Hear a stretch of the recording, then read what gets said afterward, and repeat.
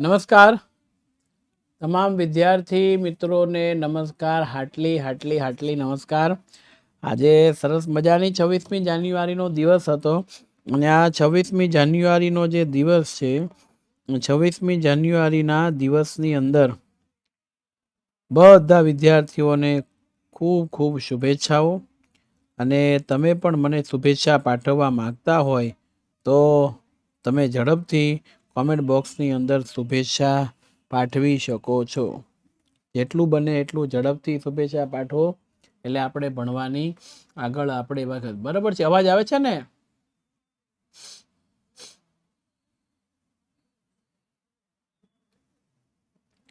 Okay, અવાજ આવે છે, દેખાય છે, એટલે બહુ કઈ ટેન્શન જેવું છે નહીં. ચાલો.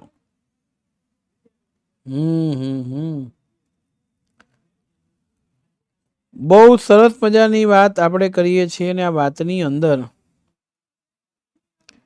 બધા તૈયાર થઈ ગયા હશો. રેડી? સરસ. ચાલો, તો અહીંયા A1 બેચ, A1 વિદ્યાર્થી કે જે સારું કાર્ય કરે એના માટે આપણે, બરોબર છે, સ્ક્રીન વાંકી ચૂકી છે એ ધ્યાન રાખ્યું. એના કરતા અત્યારે સર શું કહે છે એ ધ્યાન રાખવું જરૂરી છે. ચાલો. मेरे देश की धरती सोना उगले उगले हीरे मोती, मेरे देश की धरती ओ,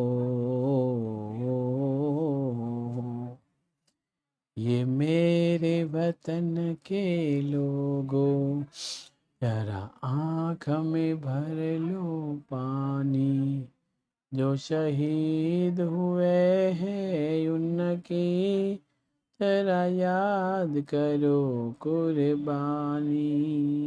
जय हिंद की सेना, जय हिंद की सेના. હવે 10-15% મને રાહત છે. પેલા લેક્ચરમાં તો માંડ અડધો કલાક તો હું લઈ શક્યો.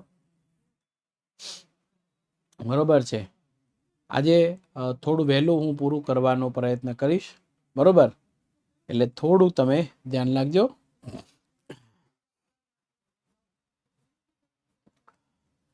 પ્રકરણ નંબર 17 આર્થિક સમસ્યા અને પડકારો છે. આમાંથી શું પૂછાય છે? સૌથી પહેલા હું તમને કહી દઉં કે આમાંથી 4 ગુણના 2 પ્રશ્ન પૂછાય છે. 4 ગુણના 2 પ્રશ્ન થઈ ગયા. બરોબર છે? એટલે ધ્યાન તમારી રાખવાનું છે. હવે આપણે નારા નથી લખાવા, કોઈને ફેંકવું નથી અને કોઈના વિરુદ્ધ બોલવું નથી. શાંતિ રાખવામાં આવે અને કામકાજમાં ધ્યાન રાખવામાં આવે. તો અહીંયા 4 ગુણના 2 પ્રશ્ન છે આપણને પૂછાઈ શકે. એટલે ખાસ ભારતની જે આખી પરિસ્થિતિ છે એમાં ગરીબી અને બેરોજગારી વિશે આપણે ચર્ચા કરવાના છે. ગરીબી શું છે, બેરોજગારી શું છે, કઈ રીતના ઉદ્ભવી છે એની ચર્ચા. તો ગરીબી કોને કહી શકાય એની જો વાત કરવામાં આવશે તો સૌથી પહેલો મુદ્દો એ થાય કે ગરીબી કહેવાય કોને. તો જોઈએ, સમાજનો મોટો વર્ગ પોતાની જીવનની મૂળભૂત અને પાયાની જરૂરિયાતો છે એ અન્ન, વસ્ત્ર, રહેઠાણ, શિક્ષણ, આરોગ્ય સેવા મેળવી શકતો નથી. તેવી પરિસ્થિતિને ગરીબી, વ્યાપક ગરીબી કે દારૂણ ગરીબી તરીકે ઓળખી શકાય છે. અને આવા સમાજમાં રહેતો હોય માણસ ગરીબ છે. તમને આ તસવીર ઉપરથી ખ્યાલ આવે કે ભારતની અંદર લગભગ 3 ભાગની જે વસ્તી છે એ ગરીબ તરીકે ઓળખવામાં આવે છે. ચાલો, દેખાય છે બરોબર કમ્પ્લીટ બધાને? અને તો જરાક કોમેન્ટ બોક્સમાં ઓકે લખજો. ગરીબી રેખાથી નીચે જીવતા લોકોના લક્ષણો. ઘણી વખત તમને એવી રીતે પૂછી શકાય કે ભાઈ ગરીબી રેખાથી નીચે જીવતા હોય એવા લોકોના લક્ષણો જણાવો. 2. હવે આમાં જો 4 માર્ક્સનો પ્રશ્ન હોય તો ઘણી વખત અ અને બ એમ કરીને પૂછે. તો અ ના 2 હોય, બ ના 2 હોય, પ્લસ કરો તો કેટલા ગુણ થાય? 4. તો એવું નહીં સમજવાનું કે આ બેમાંથી કોઈ એક જ લખવાનું કીધું છે. ફરજિયાત એ બંને જ લખવાના હોય ત્યારે જે માર્ક્સ પ્રાપ્ત થાય. તો અહીંયા ગરીબી રેખાથી નીચે જીવતા લોકોના લક્ષણો છે એની સામાન્ય વાત આપણે કરીશું. 2 ટક પૂરતું ભોજન ન મળે, મોકલાશવાળી જગ્યા ન મળે, સ્લમ ઝૂંપડપટ્ટીવાળા વિસ્તારમાં વસવાટ કરતી, એની આવક ઓછી, આયુષ્ય ઓછું, મોટે ભાગે નિરક્ષર હોય છે, એ ભણેલા હોતા નથી. અને પછી એવું કહી શકાય કે આ ગરીબી રેખાથી નીચે જીવતા જે લોકો છે એ મોટે ભાગે નિરક્ષર હોય, ભણેલા હોતા નથી. જેઓ સતત પોષણયુક્ત આહારના અભાવે નાના મોટા રોગથી પીડાતા હોય છે અને એના બાળકોમાં કુટુંબની આવક વધારા કરવાની ફરજે કામ ધંધે જવું પડતું, જેને આપણે બાળ મજૂર કહીએ છીએ તે. અને કુપોષણને લીધે બાળ મૃત્યુ દર ઊંચો હોય છે. માતાને જ પૂરતો ખોરાક નથી મળ્યો તો એના ગર્ભમાં રહેલા બાળક જે છે એને પણ મળતો નથી, એટલે એનું મૃત્યુ વહેલાસર થઈ જાય છે એવું કહી શકાય છે. તો ગરીબી રેખાથી નીચે જીવતા હોય એવા લોકોનું જીવન ધોરણ ઊંચું લાવવા માટે થઈને સરકારે બિલો પોવર્ટી લાઇન્સ ગરીબી રેખાથી નીચેનો કાયદો અમલમાં મૂક્યો અને એમાં વિનામૂલ્યે અનાજની સુવિધા છે રેશન કાર્ડના આધારે લોકોને આપી, જેનાથી પ્રતિ માસ કુટુંબના વ્યક્તિઓને ખાંડ હોય, ખાદ્ય તેલ હોય, અનાજ હોય એ વિનામૂલ્યે પૂરું પાડવામાં આવે છે. મીઠું હોય છે, આ બધી વસ્તુઓ જેનાથી ગરીબી રેખાથી ઉપર આવી શકે. આખી દુનિયામાં સૌથી વહેલો આ ખ્યાલ જો કોઈ આપ્યો હોય ગરીબીનો તો WHO વર્લ્ડ હેલ્થ ઓર્ગેનાઇઝેશનનું નિયામક બોર્ડ નામ છે ઓરે, એમણે રજૂ કર્યો. અને એમણે કીધું અન્ન, વસ્ત્ર, રહેઠાણ, શિક્ષણ, આરોગ્ય સિવાય પીવાનું ચોખ્ખું પાણી જોઈએ, વીજળી, સેનિટેશન, વાહન વ્યવહાર બધાની સુવિધા છે જોઈએ.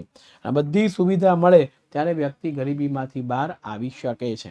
એટલે આ ગરીબીના માપનની રીતો 4 ગુણમાં પૂછાય છે મિત્રો. ગરીબીનું માપન કઈ રીતના થાય તો કોઈ એક કુટુંબ દ્વારા વિભિન્ન વસ્તુ પાછળ કરવામાં આવતા ખર્ચને આધારે અને કોઈ એક કુટુંબમાં મળેલી આવકને. અહીંયા કુટુંબ એટલે વધુમાં વધુ 5 સભ્યોની સંખ્યા લેવાની, એથી વધારે નહીં. 5 સભ્યની સંખ્યા ખાસ તમારે ધ્યાન રાખવું. 2 પ્રકાર નિરપેક્ષ ગરીબ. નિરપેક્ષ એટલે શું? અસ્તિત્વ ટકાવી રાખવા માટે અન્ન, વસ્ત્ર, રહેઠાણ, શાકભાજી, દૂધ, ફળ આ બધું જોતું હોય, એ પણ એ નથી મેળવતો, એટલો ખર્ચ નથી કરી શકતો, એટલે આપણે નિરક્ષર કહેવામાં આવે છે, નિરપેક્ષ ગરીબ તરીકે ઓળખાય છે. અને સાપેક્ષ ગરીબ એટલે શું થાય? સરખામણીએ દુનિયાના જે વિકસિત દેશો છે ત્યાં કોઈ એવું માણસ જ ન હોય કે જેને અન્ન, વસ્ત્ર, રહેઠાણ, શિક્ષણ, આરોગ્ય ન મળતું હોય.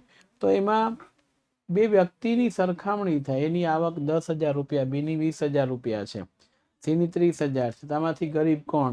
તો સાપેક્ષ ગરીબ કોણ આવશે? તો ભાઈ એ. કેમ? તો કે પેલા બેનને કરતા એની આવક છે એ કેવી છે? ઓછી છે.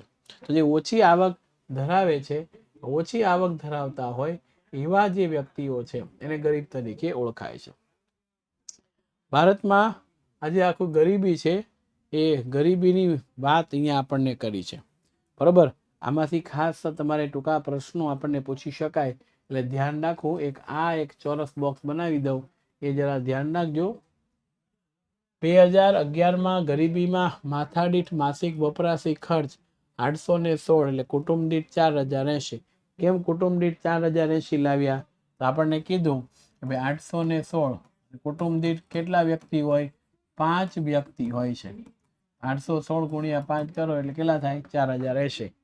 અને શહેરી વિસ્તારની અંદર કુટુંબ દીઠ 5,000, વ્યક્તિ દીઠ 1,000નું ધોરણ નિર્ધારિત કર્યું છે. તો આટલી પણ આવક નથી મેળવતો તો એ વ્યક્તિ જે છે એ ગરીબ કહેવામાં આવે છે. અને બધી ગરીબીની વાત કરીએ તો સૌથી વધારે 2 વસ્તુ યાદ રાખવાની છે તમારે. ભારતમાં સૌથી વધુ ગરીબીનું પ્રમાણ છત્તીસગઢ રાજ્યમાં 36.93, સૌથી ઓછું ગરીબી ધરાવતું ગોવા 5.09, અને ગુજરાતમાં ગરીબીનું પ્રમાણ છે 16.63% જેટલું જોવા મળેલું છે. એટલે આ જરા ખાસ તમારે ધ્યાન રાખવાનું છે. હવે ભારત ધનિક છે તેમ છતાંય એમાં જે લોકો વસે છે એ ગરીબ છે. એવું કેમ? તો કે કુદરત તરફથી આપવામાં આવેલા સંસાધનોનો પૂરતા પ્રમાણમાં યોગ્ય ઉપયોગ ન થવાના કારણોસર આ થાય છે. ગ્રામીણ ગરીબ અને શહેરી ગરીબ કંઈ પૂછાતું નથી. હવે ગરીબીના મૂળિયા શહેરો કરતા ગ્રામ્ય વિસ્તારમાં ઊંડા છે. વિધાન સમજો. આ મોસ્ટ આઈએમપી સવાલ છે, એટલે એક્ઝામ રૂમની અંદર જ્યારે તમે કરો ત્યારે આ તમારે તૈયાર કરવાનું રહેશે. કારણ કે મોટા ભાગની વસ્તી છે ને મિત્રો, એ ગામડાની અંદર વસવાટ કરે. ગામડાની અંદર વસવાટ કરે એટલે ત્યાં એ લોકો એક તો ગરીબ, વળી પાછા નિરક્ષર હોય, એ ભણેલા નથી, એટલે બીજો ત્રીજો કોઈ ધંધો પણ કરી શકે એમ નથી, અને રિવાજો પાછળ એ ખર્ચો વધારે કરી નાખે છે. રોકડિયા પાકનું ઉત્પાદન વધ્યું એટલે જે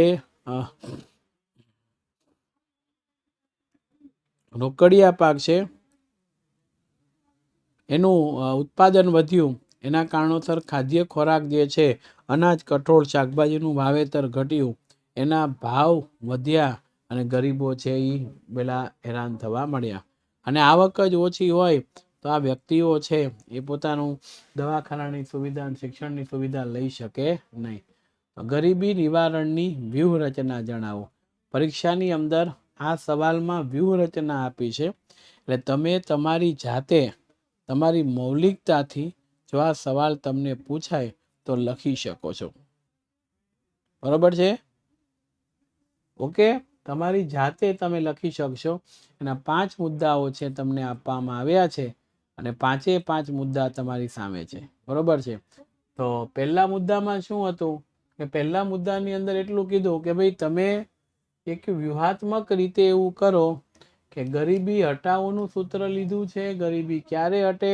તો કે હરિયાળી ક્રાંતિ ગામડામાં લઈ આવો તો ખેતીનું ઉત્પાદન વધે અને શહેરમાં ઉદ્યોગોનો વિકાસ કરો ત્યારે.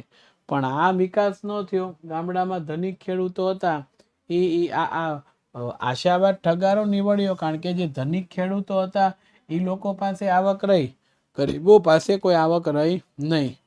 અને જે ધનિક વ્યક્તિ હતા એ મશીનરી લઈ આવ્યા, રોજગારી મળવાની જગ્યાએ રોજગારી ઘટવા મળી.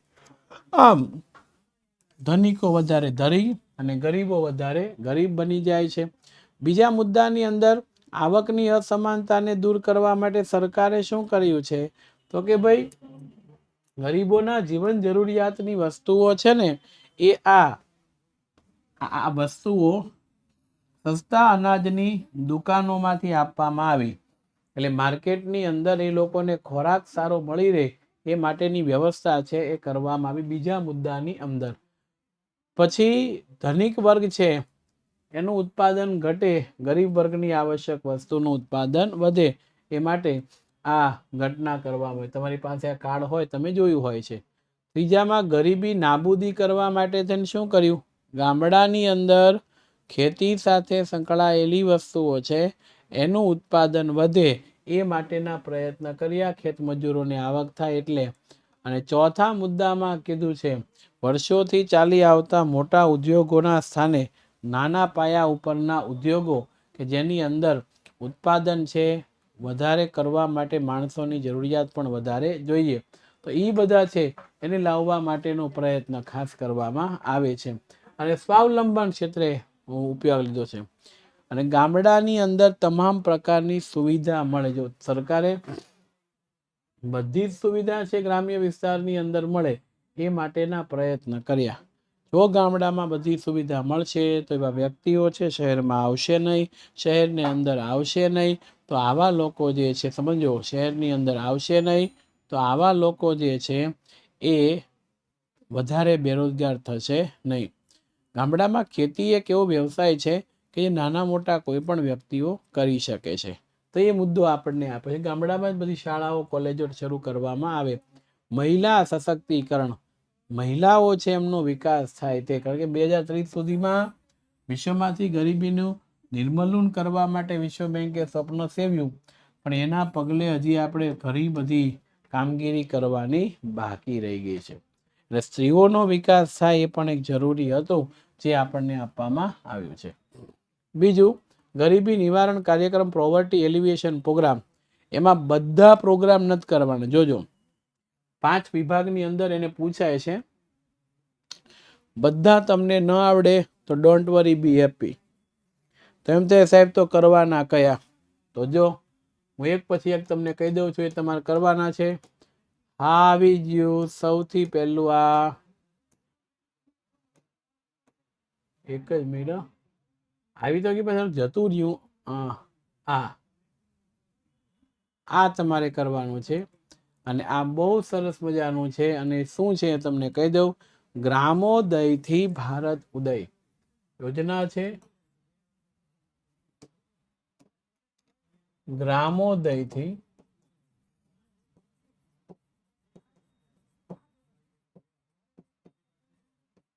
એક્ઝામ રૂમમાં જાવી પહેલા આ યોજના જે છે ગ્રામોદયથી ભારત ઉદય એ ખાસ તમારે તૈયાર કરીને જવાની છે. તમારી પાસે પેન પેન્સિલ કંઈક હોય તો લખી લેજો. હા, ગ્રામોદયથી ભારત ઉદય યોજના છે એ સૌથી મહત્વની યોજના જે પરીક્ષાની અંદર પૂછી શકાય એમાંની છે. પછી પંડિત દીનદયાળ ઉપાધ્યાય ગ્રામજ્યોતિ યોજના છે. એમાં 24 કલાક રાત દિવસ બધાને વીજળી મળે એવા પ્રકારના પ્રયત્ન કરવામાં આવ્યા છે સૌર ઉર્જા પાછળ. પછી આ બે યોજનાઓ છે. મુખ્યમંત્રી ગ્રામ સડક યોજના આ તમારે પેલા 14મા ચેપ્ટરની અંદર પણ આવશે, એટલે જરા ખાસ અત્યારે જોકે 14મું ચેપ્ટર આપણે લેવાના નથી, કારણ કે 14મા ચેપ્ટરમાંથી માત્ર 2 માર્ક્સના ઓબ્જેક્ટિવ સવાલો જ પૂછાય છે, એક નકશો 3 ગુણનું. એમાંથી લોંગ ક્વેશ્ચન કોઈ આવતો નથી. પણ ઇનકેસ કે લોંગ ક્વેશ્ચન આવે છે, જો પ્રકરણ નંબર 14 છે એમાંથી કોઈ લાંબો પ્રશ્ન 2 માર્ક્સમાં પૂછાય છે તો એ ગભરાવાની કે 13માંથી 9 લખવાના હોય. એ વયો જાય તો આપણી પાસે 12 તો વધે, એમાંથી તમારે 9 લખવાના હોય. ખ્યાલ આવ્યો? એટલે આ ખાસ જરા ધ્યાન રાખવું છે. હવે જુઓ, આ તૈયાર કરવું. માં અન્નપૂર્ણા યોજના અંતર્ગત ગરીબી રેખાથી નીચે જીવતા હોય છે એ વ્યક્તિઓને 2 રૂપિયા કિલો ઘઉં, 3 રૂપિયા કિલો ચોખા આપવામાં આવે. અને એકદમ ગરીબી રેખાથી નીચે જીવતા હોય વિના મૂલ્યે કુટુંબ દીઠ 35 કિલો અનાજ આપવામાં આવે છે. આ માં અન્નપૂર્ણા યોજના, બરોબર છે, માં અન્નપૂર્ણા યોજના અંતર્ગત થાય છે. સાંસદ ગ્રામ આદર્શ યોજનામાં જે સંસદ સભ્ય છે પોતાના મત વિસ્તારની અંદર રહેલા કોઈ ગામને તમામ પ્રકારની સુવિધા આપવા માટેથી સજ્જ કરે તે જે ગામનો વિકાસ નથી થયો તેની વાત છે. મનરેગા યોજના, એક્ઝામ રૂમમાં જાઓ એ પહેલા એમપીઆઈ લખ્યું મેં, બોલો આઈએમપી ની જગ્યાએ. એક્ઝામ રૂમની અંદર જાઓ એ પહેલા તમારે તૈયાર કરીને આવવાની રહેશે. રેડી? આ ખાસ બધાએ ધ્યાન રાખવાનું છે. જુઓ, મહાત્મા ગાંધી મનરેગા યોજના અંતર્ગત 18 વર્ષથી મોટી ઉંમરના વ્યક્તિ હોય, ગરીબ હોય, કામ કરવા માંગતા હોય, ભલે એને કામની કુશળતા ન હોય, કામ આવડતું ન હોય, તો સરકાર નિયમિત પ્રમાણે 365 દિવસમાંથી 100 દિવસની રોજગારી એમને આપે. અને બિનકુશળ હોય, કામ કરવા માંગતો હોય એને 100 દિવસની રોજગારી એમને આપે અને 100 દિવસ લેખે પગાર મળે. પણ જો 100 દિવસમાં રોજગારી આપવાના જેટલા દિવસો ઓછા થાય કે ન આપી શકે સરકાર, તો ત્યારે એને રોકડ સહાય આપવામાં આવે છે. રોકડ સહાયને કહેવાય છે બેકારી ભથ્થું. બેકારી ભથ્થું, આ જરા ધ્યાન રાખવું. મિશન મંગલમ યોજના, જટોપણ ઠેંગડી કારીગર જ્યોતિ ગ્રામ ઉદ્યોગ યોજના છે. એમાં તમારે ખાસ યાદ રાખવાનું કે સૌર ઉર્જાની વીજળી મેળવવા માટે થઈ અને આ યોજનાઓ અમલમાં મૂકવામાં આવી છે. આ વાજપેયી બેંકબલ યોજના, એગ્રો બિઝનેસ પોલિસી યોજનામાંથી ઓબ્જેક્ટિવ સવાલ આવી શકે છે. એટલે વાજપેયી બેંકબલ યોજના ઓબ્જેક્ટિવ માટે ખાસ તમારે કરવાની છે, એટલે તકલીફ ન પડે. સાવધાન, આગળ શું છે? હું પાણી પી લઉં.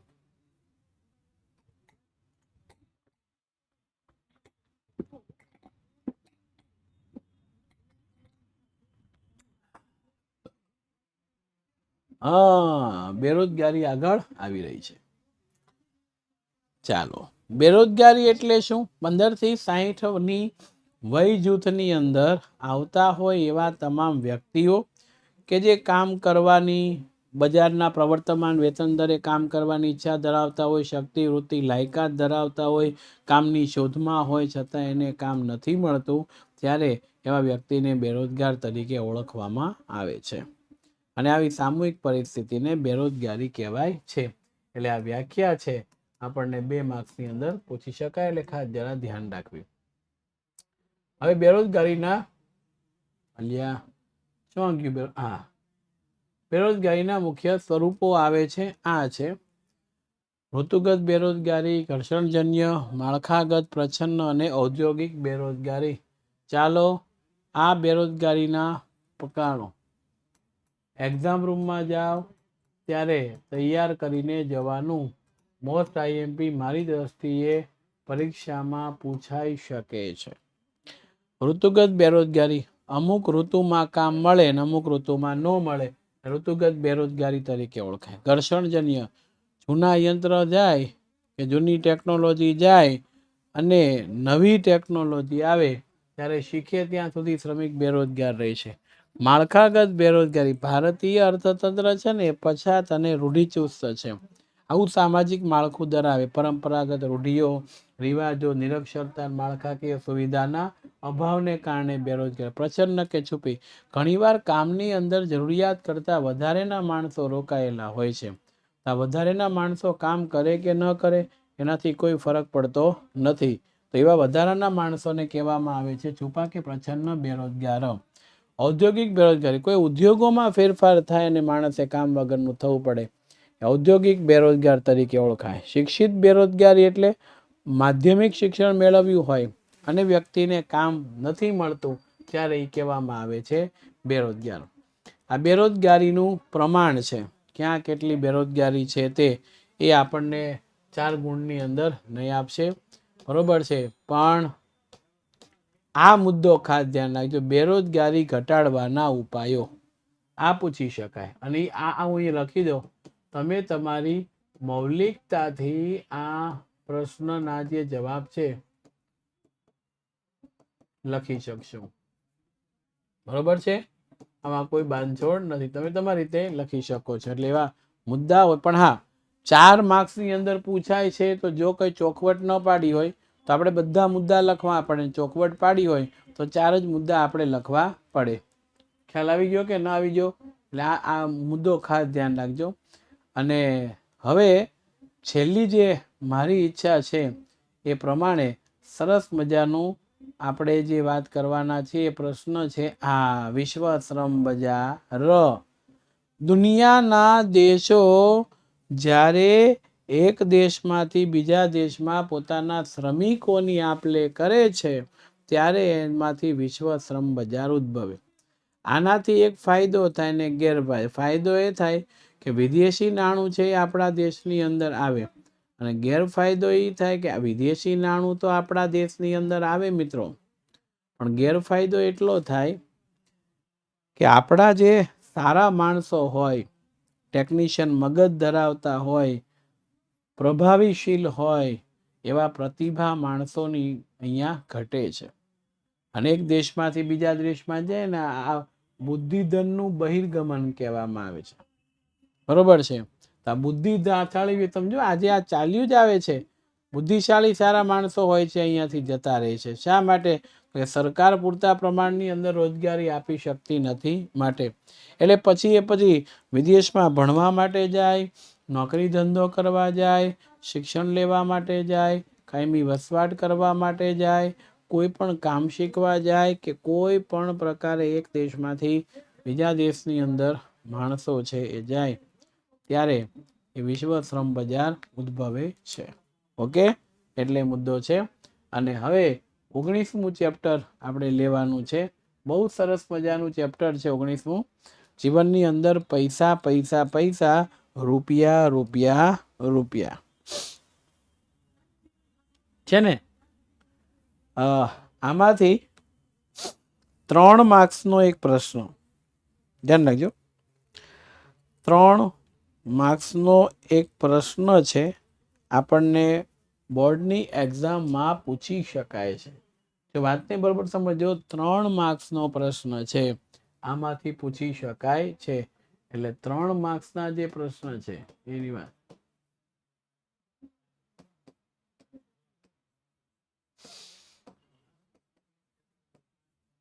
બરોબર છે. 3 માર્ક્સનો એક પ્રશ્ન પૂછી શકાય છે અને ઓબ્જેક્ટિવ ક્વેશ્ચન એકાદો પૂછી શકાય માનવ વિકાસ વાળો. આ પ્રસ્તાવના છે એની કોઈ જરૂરિયાત તમારા માટે નથી. ડોન્ટ વરી, બી એક પી.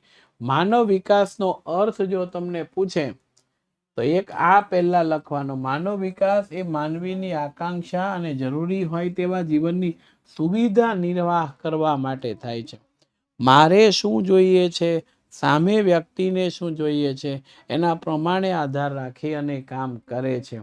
તો આ માનવ વિકાસનો અર્થ આપી અને માનવ વિકાસ સાથે સંકળાયેલી જે બાબતો છે ને એને આપણે ચર્ચા કરીશું. અને આમ જોવા જાવ તો માનવ વિકાસ આના 4 આધાર સ્તંભ છે. એક છે સમાનતા, બીજું છે સ્થિરતા, ત્રીજું ઉત્પાદકતા અને ચોથું સશક્તિકરણ. આ મહિલા સશક્તિકરણની વાત છે, એ આપણે અત્યારે લેશું. માનવ વિકાસમાં આવતી બાબતો જણાવો. 3 માર્ક્સની અંદર બહુ કંઈ ખાસ આવતો નથી પ્રશ્ન, તેમ છતાં આપણે જોઈને જુઓ. માનવ વિકાસ આંકની શરૂઆત ક્યારથી થઈ એ આપણને પૂછે છે. તો અમર્ત્ય સેને 1990ની અંદર થયું. અમર્ત્ય સેન મૂળ ભારતનો, પછી નોબેલ પ્રાઇઝથી જીતે છે અને અર્થશાસ્ત્રી છે, કામ કરે છે. તો માનવ વિકાસ આંક હ્યુમન ડેવલપમેન્ટ ઇન્ડેક્સ છે, એની અંદર 3 નિર્દેશકો છે. સરેરાશ આયુષ્ય છે, શિક્ષણ છે અને જીવન ધોરણ છે. અને આ 3ના સંયુક્ત આંકનો ઉપયોગ કરી અને જે મેળવાય છે એને માનવ વિકાસ આંક કહેવામાં આવે છે. આ તમે જોઈ શકો માનવ વિકાસ આંક છે એના કેટલા નિર્દેશકો થયા મિત્રો? 3. અને ક્યારથી અમલમાં આવ્યું? 1990થી. ભારતના અર્થશાસ્ત્રી મૂળના અમર્ત્ય સેન એમના તરફથી રજૂ કરવામાં આવે છે. હવે જુઓ 2010થી આ નવા નિર્દેશકો આવે. એમાં પહેલું છે અપેક્ષિત આયુષ્ય આંક. મોટા ભાગે ભારતના લોકોનું મહત્તમ આયુષ્ય 83.6 વર્ષ આપણને આપ્યું છે. ન્યૂનતમ એટલે ઓછામાં ઓછું 20 વર્ષ અને સરેરાશ 68 વર્ષ આપ્યું. તો ભારતના લોકોનું સરેરાશ આયુષ્ય છે 68 વર્ષનું છે એમ કહી શકાય. બીજું છે શિક્ષણાંક. એના 2 પેટા પ્રકાર છે, આ ખાસ જરા ધ્યાન રાખજો. એક શાળાકીય સરેરાશ વર્ષ અને બીજું છે અપેક્ષિત શાળાકીય વર્ષ. એ ખાસ તમારે જોવું. ત્રીજું છે આવક આંક. સારી આવક હોય તો અને તો જ આપણે ખર્ચ કરી શકીએ, નહીતર નહીં. અને સારી આવક ન હોય, ખર્ચ ન થાય, વ્યક્તિની આવક ન આવે, એમનો વિકાસ ન થાય, આવું બધું થાય. તે ન થાય એટલા માટે થઈ અને મની પૈસા પૈસા પૈસા, રૂપિયા રૂપિયા રૂપિયા આવક આંક. માનવ વિકાસ અહેવાલ જો હ્યુમન ડેવલપમેન્ટ ઇન્ડેક્સ દર વર્ષે નવા નવા આંક બહાર પાડે અને 0 થી 1ની વચ્ચે જેમ સંભાવના હોય ને એવી રીતે એનો જવાબ આવે. ટોટલ 188 દેશો છે.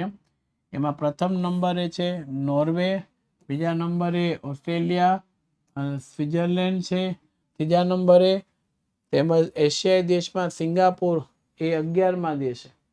ખાલી એશિયાની ગણતરી કરો સિંગાપુર તો પહેલા નંબર ઉપર જ જતો રહે. એટલે આ ભારત છે 609, 0.609 માનવ વિકાસ આંક સાથે 188 માંથી 130 ધરાવે છે સ્થાન. અને સૌથી નીચે નાઇજર અને નાઇજીરિયા બંને અલગ દેશ છે, એનું સ્થાન આપણને આપવામાં આવ્યું છે. આ કોષ્ટક છે. પરીક્ષાની અંદર આ કોષ્ટક દોરવાનું હોતું નથી, પણ આ કોષ્ટક ઉપરથી તમને સવાલ પૂછે કે ભાઈ માનવ વિકાસ અહેવાલને આધારે દેશોને કેટલા ભાગમાં વહેંચ્યા? તો ભાઈ 3. કયા કયા? ઉત્તમ વિકાસ, ઉચ્ચ માનવ, મધ્ય માનવ ને નિમ્ન માનવ. આ રીતે આપણને પરીક્ષામાં પૂછાય છે. ખ્યાલ આવી ગયો કે ન આવી ગયો? તો તમારે તૈયાર કરીને ખાસ આવવાનું રહેશે, એટલે એ ખાસ છે. હવે ભારતનો માનવ વિકાસ આંક જો વધતો જાય છે 90થી શરૂ કરી 2015 ક્યાં શરૂઆતમાં 0.428 હતો, આજે 0.609 થઈ ગયો છે. એટલે સુધારો તો ક્રમશઃ આવે છે અને આવે છે. આ બધા પાડોશી દેશો જે આપણાથી આગળ, અને કેટલાક દેશો છે એ આપણાથી કેવા છે? પાછળ છે. હવે જે દેશો આપણાથી પાછળ છે, જે દેશ આપણાથી પાછળ છે એ દેશની જ આપણે વાત અહીંયા કરીએ તો ભૂતાન, બાંગ્લાદેશ, નેપાળ, પાકિસ્તાન, મ્યાનમાર, અફઘાનિસ્તાન. આગળ કયા? માલદીવ, ચીન, શ્રીલંકા. બરોબર છે. યસ, માથું ખૂબ જ ફાટે છે અને ખૂબ જ પેઇન થાય છે. એટલે મેં કીધું આજે થોડુંક વહેલું હું પૂરું કરવાનો છું, પણ નહીં થાય વહેલું એવું લાગે છે. માનવ વિકાસ સામેના પડકારો. એક્ઝામ રૂમની અંદર જાઓ, એના 3 પડકારો છે માનવ વિકાસ આંકના, એ જરા તૈયાર કરીને જવાના રહેશે. માનવ વિકાસ આંકના પડકારો છે, એમાં પહેલું છે સ્વાસ્થ્ય. બરોબર છે. પરીક્ષાની અંદર તમને પૂછી શકાય કે ભાઈ ભારતે સ્વાસ્થ્ય ક્ષેત્રે કઈ પ્રગતિ કરી છે. તે જેમ ચિત્તો આગળ વધે છે ને દોડવામાં, આપણે આગળ વધ્યા સ્વાસ્થ્ય ક્ષેત્રે. બીજું છે લૈંગિક સમાનતા, સ્ત્રી પુરુષની સમાનતા. અને ત્રીજું છે મહિલા સશક્તિકરણ. તો માય ડિયર ફ્રેન્ડ, આ 3 મુદ્દા છે. સારું ભોજન આપણને મળે તો સારો વિકાસ થાય. જો આ આરોગ્ય ક્ષેત્રે કઈ પ્રગતિ કરી ગઈ છે તે 3 માર્ક્સમાં આપણને પૂછાય. બરોબર છે.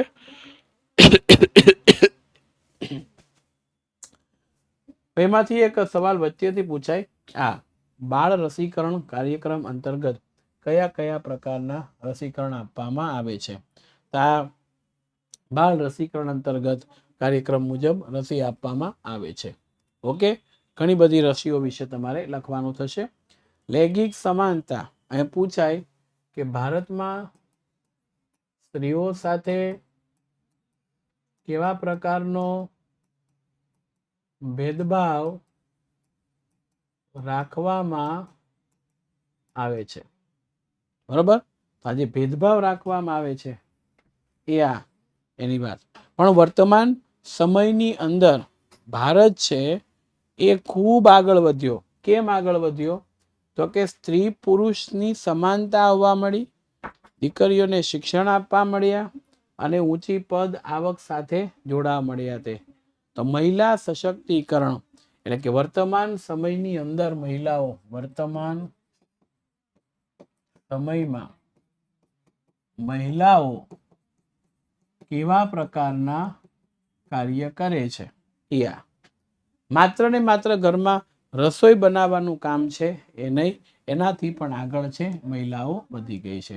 એટલે મહિલા સશક્તિકરણની વાત કરીએ કે સ્ત્રી શિક્ષિત થઈ અને આ કલ્યાણકારી યોજનાઓ છે એ ખૂબ આઈએમપી છે.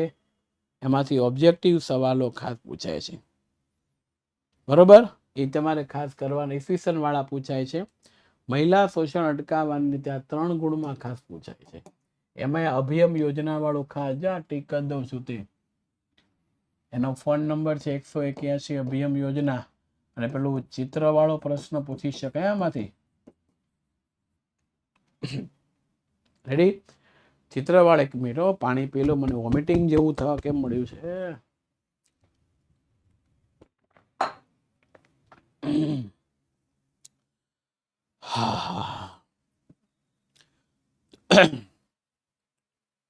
તો આ મુદ્દો અહીંયા તમારે થોડું ક્લિયર કરવાનો છે.